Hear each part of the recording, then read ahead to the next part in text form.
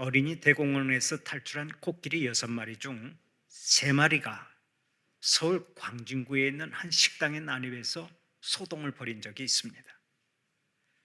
그 당시 코끼리들은 음식점 안에 있던 당근 등을 마구 집어먹고 탁자와 오토바이, 유리창 등을 박살내서 큰 피해를 입혔습니다. 그로 인해 식당은 코끼리 공연사로부터 피해 보상금을 받았는데 주인은 그것에 돈을 더 보태서 식당을 완전히 리모델링 해버렸습니다. 그리고서 그 식당의 이름을 이렇게 바꿨습니다. 코끼리가 들어온 집. 코끼리가 들어온 집이라고 하는 상호명으로 바꿨고, 그러자 그때부터 손님들이 몰려오기 시작을 했는데 대기 손님들이 줄을 설 정도로 음식점이 잘 되었습니다. 코끼리가 쳐들어온 덕분에 그 집 주인은 오히려 큰 돈을 벌었다는 이야기가 있습니다. 우리가 한 생을 살다 보면 좋지 않은 일로 여겨지는 것이 나중에 오히려 유익이 되는 경우가 있습니다. 그래서 나온 사자성어가 전화위복 아니겠습니까? 화가 바뀌어 오히려 복이 된다라는 뜻인데, 이것을 가리켜 우리 성도들은 하나님의 은혜라고 말합니다. 하나님의 은혜로 합력하여 선을 이루었다고 말하는 것입니다. 저도 이런 체험을 많이 했는데 그 중에 하나가 이것입니다. 제가 전라북도 정읍에서 정읍중학교를 다녔는데 그때만 해도 그 학교에서 전라북도의 명문인 전주고등학교에 10명 정도만 합격을 했습니다. 제 성적이 괜찮아서 합격권에 있었기 때문에 저는 꼭 합격할 줄 알았습니다. 그런데 시험을 치른 후에 낙동강 오리알 떨어지듯이 뚝 떨어지고 말았습니다. 그때 울면서 들어간 학교가 전주 신흥고등학교였습니다. 미국 장로교 선교사님들이 세운 기독교 학교였는데 하나님께서 그 학교로 인도하신 것입니다. 그런데 바로 그 학교에서 성경 시간에 말씀을 통해서 큰 은혜를 받고, 특히 매년 개최되는 심령 부흥의 시간에 엄청난 은혜를 받았습니다.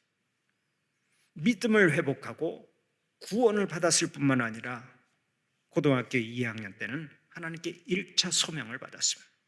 아들아, 나의 일을 해야 하겠다.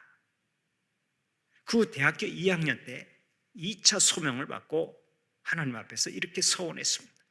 하나님 아버지, 부족하지만 하나님의 종이 되어서 목양의 길을 가겠습니다. 그 신학가에 갈 형편은 아니었지만은 신학을 하고 목회자가 되어서 지금까지 43년 동안 한 번도 쉬지 않고 목회를 하고 있습니다. 얼마나 놀라운 은혜입니까? 저는 그래서 제가 원하는 고등학교에 합격하지 못하고 떨어진 것을 지금까지도 감사하고 있습니다. 하나님 앞에서는 때로 불합격한 것도 은혜고요, 병들어 눕는 것도 은혜고, 사업에 실패하는 것도 은혜고, 가난한 것도 은혜고, 원하는 대로 안 되는 것도 은혜인 줄 아시기 바랍니다. 왜 그렇습니까? 하나님을 사랑하는 자들에게는 이런 실패나 불통까지도 합력하여 선을 이루어 주시기 때문입니다. 하나님은 우리를 사랑하십니다. 아들 예수 그리스도를 십자가에 내어주고 그 핏값 주고 우리를 샀으니 얼마나 사랑하시겠습니까? 그러므로 하나님의 지극한 사랑 속에서 산 우리 성도들은 언제나 합력하여 선을 이룰 줄 믿으시기 바랍니다. 지금 어려운 일이 생겨도 그 어려움조차 합력해서 나중에는 좋은 결과를 가져오는 것입니다. 그러므로 믿는 자는 어떠한 형편에 있다 해도 낙심해서는 안 됩니다. 합력해서 선을 이루어 주시는 하나님께 모든 것을 맡기고 믿음으로 살아야 하는 것입니다. 사도 바울을 보세요. 사도 바울은 언제나 합력해서 선을 이룬다는 믿음으로 살았습니다. 그리고 그 믿음대로 선을 이루고 하나님의 영광을 높이 드러냈습니다. 오늘의 본문에서 그것을 확인할 수 있지 않습니까? 본래 바울의 꿈과 목표가 무엇이었습니까? 오직 로마에 가서 복음을 전파하는 것이었습니다. 그런데 예루살렘에 갔다가 유대인들에게 체포되어서 심한 폭행을 당했습니다. 일이 다 틀어지고 말았습니다. 재판을 받기 위해서 예루살렘에 파견되어 있는 로마 군대의 진영에 들어가게 되었습니다. 그런데도 밖에서는 바울을 죽이기 전에는 먹지도 마시지도 않겠다고 맹세한 40여 명의 결사대가 매복하고 있는 상태입니다. 아무리 생각해 보아도 바울이 처한 환경은 절망할 수밖에 없는 상황입니다. 그가 목표하고 기도한 것이 이루어질 수 없는 상황입니다. 그러나 바울은 낙심하지 않았습니다. 그것조차 합력하여 선을 이룰 것을 믿었기 때문입니다. 오늘은 하나님께서 바울을 어떻게 보호하시고 어떻게 인도하시는지를 살펴보면서 함께 은혜를 나누고자 합니다. 먼저 본문 23절, 24절 말씀을 다시 한번 함께 읽어볼까요? 23절, 24절 말씀 함께 봉독합니다. 백부장 둘을 불러 이르되 밤 제3시에 가이사랴까지 갈 보병 200명과 기병 70명, 창병 200명을 준비하라 하고 또 바울을 태워 총독 벨릭스에게로 무사히 보내기 위하여 짐승을 준비하라 명하며. 아멘. 예루살렘에 파견되어 있는 로마 군대의 천부장이 바울의 생지를 통해서 40여 명의 암살 특공대가 있다는 소식을 들었습니다. 이들 암살 특공대는 길가에 매복해 있다가 갑자기 습격을 해서 바울을 살해하려고 작전을 세워놓았던 것입니다. 천부장은 이 일을 어떻게 하면 좋을까 하고 생각하다가 바울을 로마 총독부가 있는 가이사랴로 보내기로 했습니다. 그곳으로 보내면 유대인들의 살해 위협에서 벗어날 수가 있다고 판단했기 때문입니다. 만에 하나 예루살렘에서 바울이 살해당하는 불상사가 일어나면 천부장은 문책을 면할 수가 없을 것입니다. 왜 그렇습니까? 바울이 유대인이지만 어디까지나 로마 시민권을 가진 사람이었기 때문에 그렇습니다. 천부장은 바울의 생지를 돌려보낸 후 제3시에 2명의 백부장을 불렀습니다. 제3시는 우리 시간으로 밤 9시입니다. 밤중에 백부장을 부른 것은 바울을 가이사랴로 보내는 일을 몰래 준비시키기 위해서였습니다. 천부장은 그 일을 위해 군사를 준비시켰는데 몇 명의 군사를 어떻게 준비하라고 했습니까? 보병 200명, 기병 70명, 창병 200명. 창병은 창을 쓰는 병사를 말합니다.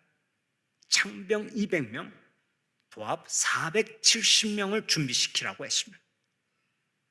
이 인원은 그 당시 예루살렘의 치안 질서를 지키기 위해서 파견되어 있던 로마 군대의 절반에 해당하는 숫자입니다. 얼마나 놀라운 일입니까? 그뿐 아닙니다. 본문 24절을 보면 짐승까지 준비하라고 했습니다. 무슨 얘기입니까? 바울을 태우고 갈 말과 마차를 준비하라는 것입니다. 예루살렘에서 가이사랴까지는 약 90km 정도 되는 거리입니다. 천부장은 바울의 신변 보호를 위해서 철저하게 준비를 시킨 것입니다. 여러분, 예루살렘에서 가이사랴로 호송되는 바울의 모습을 머릿속으로 한번 그려보세요. 바울이 마차를 탔습니다. 그 마차 앞에는 창을 잡은 200명의 호위병들이 호위를 하면서 갑니다. 좌우에는 70명의 기병들이 말을 타고 에워쌉니다. 그 뒤에는 200명의 보병들이 무기를 들고 따라갑니다. 이것은 죄수를 호송하는 행차가 아니라 왕이 행차하는 것과 같습니다. 얼마나 멋있고 놀라운 일입니까? 바로 이것이 하나님의 은혜인 줄 믿으시기를 바랍니다. 우리가 장례식 때 사이드카 한 대만 내세우려고 해도 돈을 줘야 됩니다. 그러나 돈 한 푼 주지 않았는데도 500여 명의 군대가, 그것도 타고 갈 마차까지 준비해서 바울을 제일 안전한 지역으로 데리고 갔습니다. 이렇게 하나님께서 함께 하시면 돈이 안 듭니다. 하나님께서 함께 하시면 모든 일이 간단하게 해결됩니다. 사실 바울의 입장에서 생각해 보면 상상할 수가 없는 일입니다. 바울 스스로는 예루살렘에서 절대 벗어날 수가 없는 형편이었습니다. 그런데 천부장이 알아서 왕처럼 모시고 간 것입니다. 이런 일이 어떻게 일어날 수 있습니까? 배후에 하나님께서 함께 하셨기 때문에 그렇습니다. 그분 하나님이 오늘도 우리의 배후에 계시는 줄 믿으시기 바랍니다. 오늘도 우리와 함께 하시는 줄 믿으시기 바랍니다. 그렇다면 삶의 형편이 좋지 않아도 우리는 낙심하면 안 됩니다. 우환이 찾아와도 절망하면 안 됩니다. 모든 것을 합력하여 선을 이루시는 하나님만 바라보고 기다려야 될 줄로 믿습니다.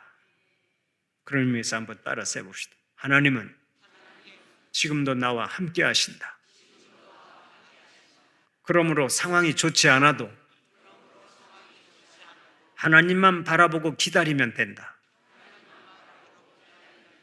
아멘입니까? 지금 상황이 좋지 않아도 하나님께서는 모든 것을 아파해서 선을 이루어 주실 것이니까 인생의 주인 되신 하나님만 바라보고 우리는 기다리면 되는 것입니다. 지금 우리 주위에 있는 형편, 처지만 크게 보고 살지 말고 그것들보다 더 크고 위대하신 우리 주님 바라보고 믿음으로 승리하는 여러분들이 되시기를 축원합니다. 그러면 계속해서 25절부터 29절까지의 말씀을 함께 읽어볼까요? 25절부터 29절까지의 말씀을 함께 봉독합니다. 또 이 아래와 같이 편지하니 이르렀으되 글라우디오 루시아는 총독 빌릭스 각각께 문안하나이다. 이 사람이 유대인들에게 잡혀 죽게 된 것을 내가 로마 사람인 줄 들어 알고 군대를 거느리고 가서 구원하였다가 유대인들이 무슨 일로 그를 고발하는지 알고자 하여 그들의 공회로 데리고 내려갔더니 고발하는 것이 그들의 율법 문제에 관한 것뿐이요 한 가지도 죽이거나 결박할 사유가 없음을 발견하였나이다. 아멘. 본문에서 천부장의 이름이 글라우디오 루시아라고 밝히고 있습니다. 총독 각하에게 보고서 겸 편지를 쓰기 때문에 자기 이름을 분명히 기록해야만 했습니다. 그는 이렇게 군사들을 동원해서 바울을 호송하도록 하고 또 바울을 가이사라로 보내게 된 경위를 자세하게 적어서 보냈습니다.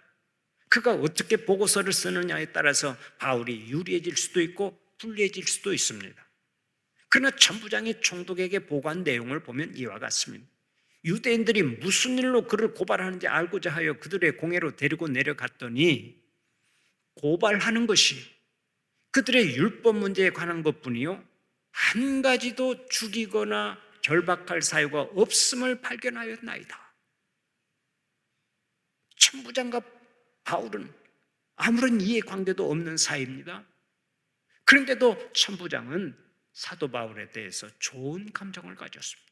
그래서 마치 그를 변호하는 듯한 내용으로 보고서를 작성해서 보낸 거예요. 이건 역시 하나님의 은혜인 것이죠.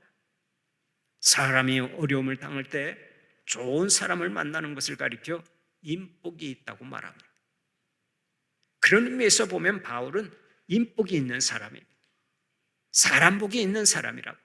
무슨 일을 하든지 인복이 있어야 잘 되는 것이고 인복이 있어야 행복한 것인데 바울이 이 복을 받았습니다. 여기 계신 여러분들에게도 인복이 있기를 축원합니다. 사람은 인복이 있어야 돼요. 직장에 가서도 인복이 있어야 하고 사업을 하더라도 인복이 있어야 하고 결혼을 해도 인복이 있어야 합니다. 사람 하나 잘못 만나면 패간망신할 수 있지만은 사람 하나 잘 만나면 영적으로도 큰 복을 받을 수가 있습니다. 어떤 대학의 교수가 있었는데 그 교수는 모태 신앙인이었지만 교회를 나가지 않았습니다. 이론에도 밝고 성경 말씀도 많이 알았지만 신앙생활은 전혀 하지 않고 살았습니다. 그런데 그 집에서 일하는 가정부는 신앙이 아주 좋았습니다. 그래서 기회 있을 때마다 전도했습니다. 교수님, 예수 믿으세요. 신앙을 회복하셔야지요. 그때마다 교수는 가정부에게 면박을 주곤 했습니다. 내가 예수를 믿어도 너같이는 믿지 않겠다. 너나 잘 믿어라. 그러던 어느 날 교수의 외동딸이 불치병에 걸렸습니다. 인생의 큰 풍랑을 만난 것입니다. 가정부는 그 교수에게 말했습니다. 교수님, 기도해 보세요. 하나님께서 고쳐주실 거예요. 다급해진 교수는 비로소 교회에 나가기 시작했고 하나님께 간절히 기도했습니다. 하나님, 제가 나왔으니 저의 외동딸 좀 살려주세요. 그런데 그렇게 간절히 기도했지만 딸은 얼마 후에 죽고 말았습니다. 그때 가정부가 속으로 이렇게 생각했습니다. 이제 교수님은 영원히 하나님을 떠나겠구나. 그렇게 생각하면서 가정부가 교수에게 물었습니다. 교수님, 앞으로 어떻게 하시겠습니까? 그런데 그 교수님의 대답이 참으로 놀라웠습니다. 이번 일로 내가 딸은 잃었지만 그 대신 나는 잃었던 하나님을 다시 찾게 되었단다. 그 교수님은 가정부 한 사람 잘 만나서 하나님께 더욱 가까이 나아가게 되었고 인생의 눈물을 찬송으로 바꾸게 되었던 것입니다. 사람 하나 잘 만나는 것이 이렇게 중요한 거예요. 그러므로 우리는 사람을 잘 만나는 인복이 있어야 합니다. 부부도 인복이 있어야 하고 대통령을 해도 인복이 있어야 하고 교회도 인복이 있어야 합니다. 목사도 좋고 성도들도 좋으면 그 교회는 인복을 받은 교회가 됩니다. 그래서 목회자나 성도들이 하나같이 신앙생활하면서 늘 행복을 노래합니다. 감사가 넘쳐납니다. 우리 북부교회가 이런 교회가 될 수 있도록 늘 기도하고 협력하는 여러분들이 되시기를 바랍니다. 우리는 서로가 서로에게 복이 되어야 합니다. 우리 교인들은 피차 복인이 되시기를 축원합니다. 하나님께서 주시는 인복을 누리시기를 축원합니다. 그러면 어떻게 해야 인복을 누릴 수 있습니까? 바울처럼 흔들리지 않는 믿음으로 사명을 감당하려고 할 때 하나님은 내게 좋은 사람을 붙여주십니다. 그리고 어떻게 하든지 하나님의 영광을 내 믿음으로 살려고 할 때 좋은 사람을 붙여주십니다. 바울은 자신의 환경에 관계없이 오직 하나님께 받은 사명만을 감당하려고 노력했습니다. 하나님의 영광만을 위해서 삶 전체를 바쳤습니다.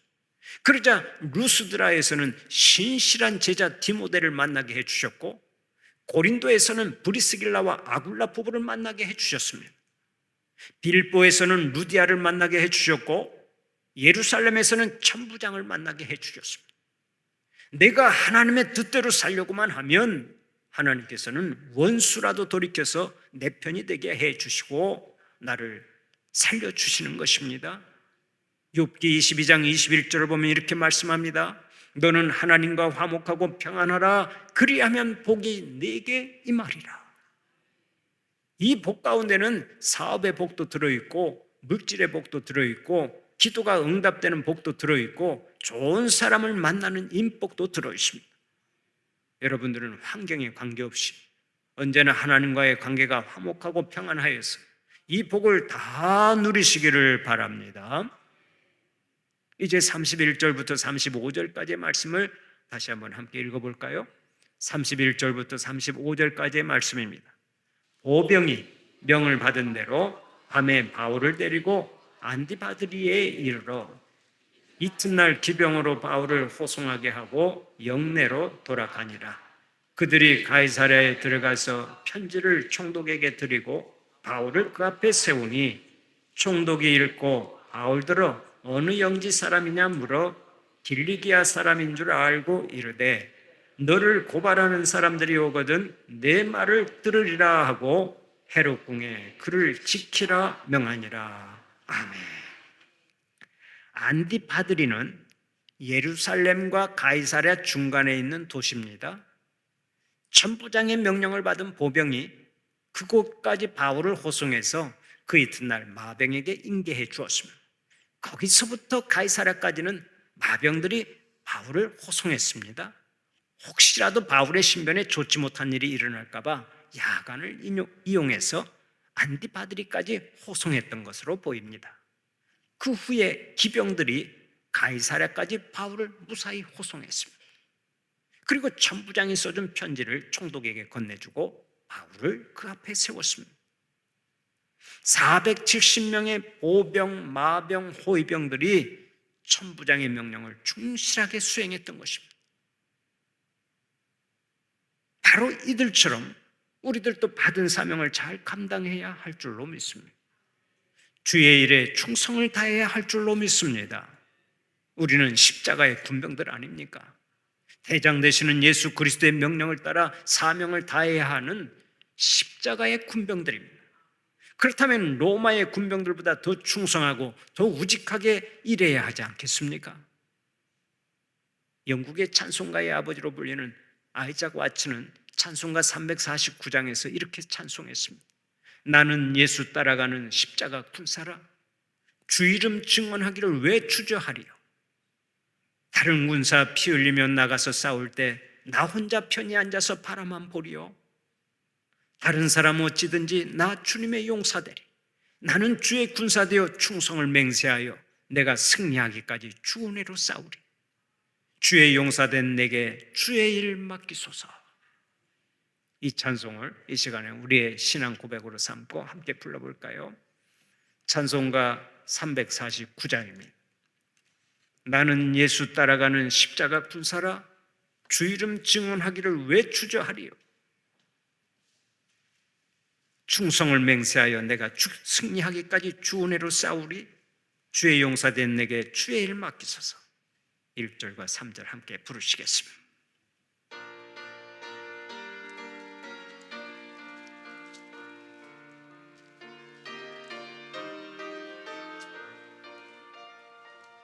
나는 예수 따라가는 십자가 군사라. 주 이름 증언하기를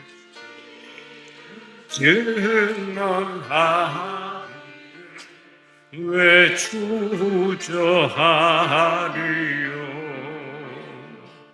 다른 군사 피 흘리며 나가서 싸울 때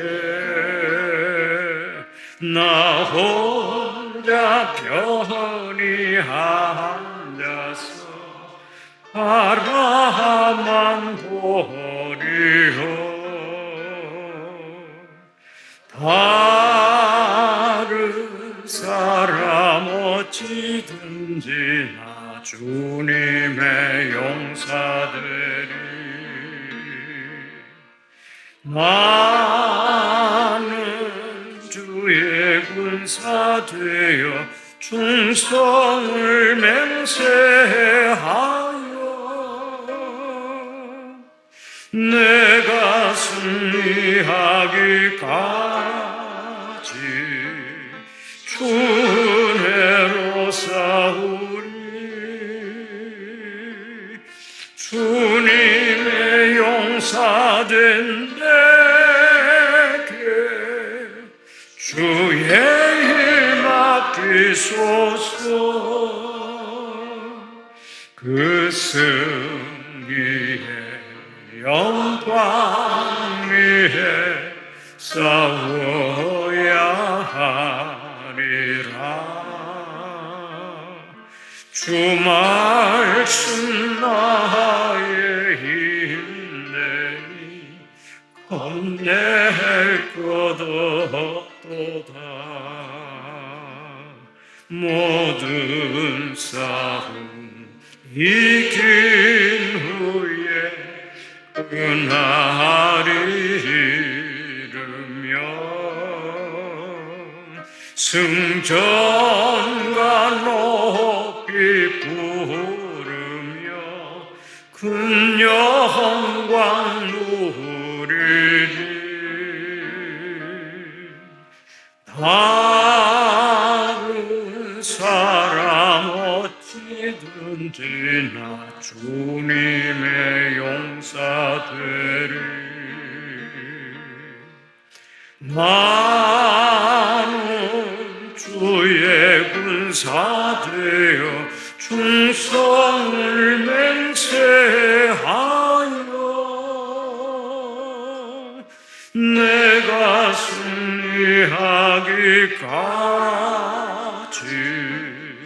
주 은혜로 싸우리. 주님의 용사된 내게 주의 일 맡기소서.